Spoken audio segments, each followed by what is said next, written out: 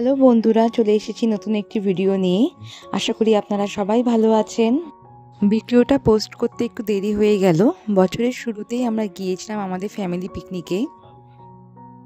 আমরা গিয়েছিলাম চিলাপাতার মনের মানুষ স্পটের ওখানে। এই যে সেই জায়গাটি যেখানে মনের মানুষ সিনেমাটা শুটিং হয়েছিল। হঠাৎ প্ল্যান চেঞ্জ করে আমরা চলে গেলাম ম্যান্দাবাড়ির উদ্দেশ্যে। ম্যান্দাবাড়িতে গিয়ে একটি নদীর ধারে বসে একটু ব্রেকফাস্টটা সেরে নিলাম।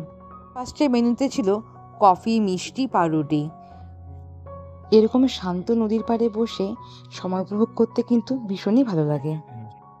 কাজ সেরে আমরা সোজা চলে গেলাম আমাদের মেইন পিকনিকের ডেস্টিনেশন লতাবাড়ির উদ্দেশ্যে। বাড়িতে প্রবেশ মূল্য 15 টাকা করে। এমনিতে রোববার থাকায় আর পিকনিকের সিজন হওয়াতে লতাবাড়িতে গিয়ে দেখি প্রচুর ভিড়।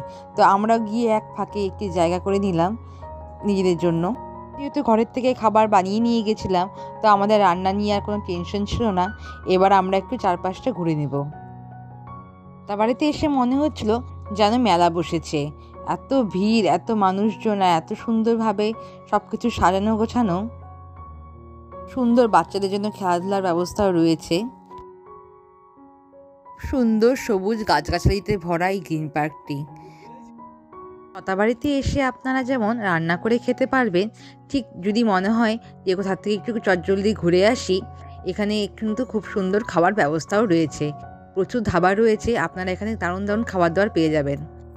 আমরা ঘুরিয়ে এসে বসে পড়লাম লাঞ্চ করতে।